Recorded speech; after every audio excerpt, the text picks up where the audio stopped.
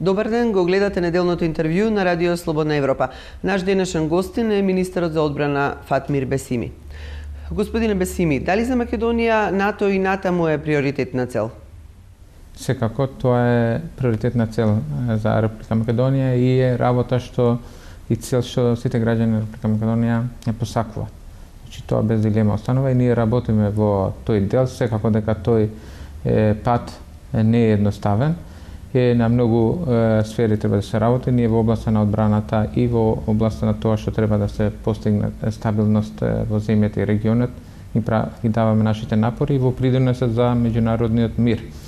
Ние продолжуваме со нашето учество во меѓународните мировни мисии и на домашен план создаваме и новитети. Сега, например, во рамките на Војната академија планираме оваа година да промовираме и инициираме формирање на посебен центар за мировни студии, кој во иднина би требало да прерасне во регионален центар и центар во соработка со НАТО за постконфликтни ситуации низ светот, каде што може да се овозможи создавање на капацитети во тие земји, превентивно и отпосле како да се помогнат на светско ниво и регионално ниво да се создадат стабилни состојби за мир и развој во земјите.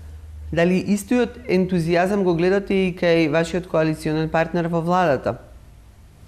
Тоа е прашање што е неопходно за Република Македонија. Не станува збор само за ентузијазам. Тоа е многу рационално прашање.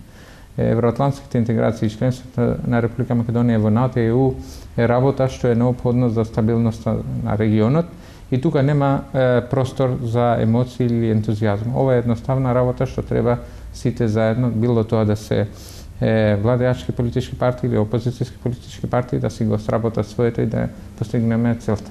Добро, ако велите дека НАТО останува приоритетна цел за земјава, тогаш зошто вие како министер се согласивте на намалување на средствата за модернизација на армијата и за учество во мировните мисии? Креирањето на буџетот не е прашање на согласност на еден министер, едно министерство, тоа е прашање на цела влада. Ние како ресорно министерство, јас лично информирав за тоа што беше во последниот извештај на НАТО во однос на реформите, во однос на модернизацијата. Тоа што е значено е дека Република Македонија овој пат доби пофалби и признание за реформите што ги прави и придонесот во меѓународните мировни мисии со укажување на фактот дека треба дополнително да се направат напори за модернизација.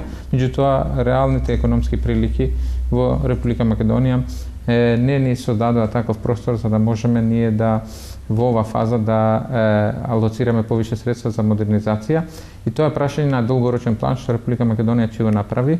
Ние веќе правиме неколку напори преку разни концепти, Smart Defense, Offset програмите што ги промовиравме сега скоро, дека на тој начин ќе најдеме соодветни модели за модернизација. Меѓутоа, тоа што е битно, политичкиот став и на владата и наше ресорно е дека доколку буџетот стане услов за членство во НАТО, секако дека тогаш, ако има потреба, само за тоа ќе се направи ребаланс и ќе се додадат средства во буџетот на одбрана на Република Македонија.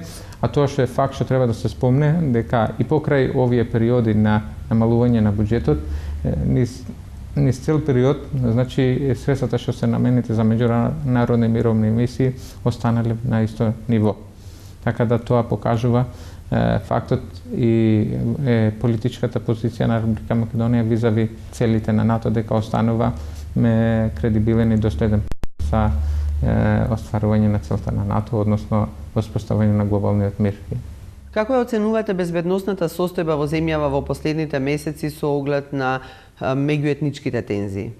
Во однос на состојбата, јас би рекол дека многу е важно да се зачува мирот, стабилноста, да се менаџира соодветно и тоа да биде на едно одржливо ниво, односно на одржлив аспект. Тоа е преку создавање на добри меѓуетнички односи, која е основата и на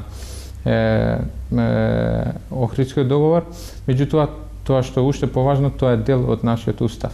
Значи, добрите меѓуетнички односи преку меѓусебно почитување и градење на доверба помеѓу заедниците во Република Македонија е главниот мотор на стабилноста на нашето општество, а со тоа и здрави основи за развој. Мислам дека Македонија има капацитет тоа да го постигне. Не мислите ли дека националните символи, знамињата, спомениците само долеваат масло на огнот? Видите, јас на ова прашање не гледам црно-бел. Тоа се гледа ако ние идентитетот го дефинираме како апсолутна вредност, како единствена вредност на човекот. Меѓутоа, и такво објаснување има за некои војни што се случува во минатото на светско ниво, има такви објаснувања и во теоријата. Меѓутоа, во последно време се повише се коментира тоа што е дел од глобализацијата, тоа е што се вика неколкукратен идентитет. Односно, секој си има повише идентитети. Едниот е етничкиот идентитет, друг може да е професионален идентитет, религиозен идентитет или државен идентитет. Ако се гледат работите од овој аспект, етничкиот идентитет е израз на чувство дека припаѓаш на одредена етничка заедница. Меѓутоа, тоа не го истиснува државниот идентитет. Значи, може во исто време, како што стои во Уставот, да е македонец, да е граѓанин на Република Македонија, да е албанец, да е граѓанин на Република Македонија, да е турчин, да е граѓанин на Република Македонија и сите други заедници кои ги има во Уставот. Всушност, нашиот Устав е јасно дефинирано дека државотворен статус имат овие етнички заедници што се спомнати во Уставот. И тука се и албанците, бидејќи вашето прашање алудира на тоа прашање во последните денови во однос на изразување на етничките символи. Мислам дека во тој контекст, а гледано, ќе се повикам пак на Уставот, каде што вика дека сите овие етнички заедници, повикувајќи се на минатото и жртвите од минатото за слободата и мирот во Република Македонија, како што е уште од Крушевската република, уште од Азном. И понатаму, мислам дека тука е многу јасно ако гледаме, ако излистаме неколку книги од историјата, дека и во Крушевската република, и во Народно-ослободителната војна, односно Азном, вие ги имате и македонците и албанците заедно. Значи, зборуваме за тема што се залагали луѓето за демократија, мир и слобода, а сега тука неопходна компонента во овие современи периоди е евроатлантската интеграција. Евроатлантската интеграција е таа што гарантира заедништво, мир, слобода и развој за сите во регионот, а во овој случај и за Република Македонија, каде што сите етнички заедници би можеле да ги изразат своите идентитети, а во исто време да го промовираат својот заеднички државен идентитет. Од оваа дистанца, гледајќи како се загреваат меѓуетничките односи, каде вие го гледате изворот на тие тензии? Сите работи што се случуваат се одраз на континуирано, значи во минатото, јас би рекол, не би одделил дали една политичка структура или друга.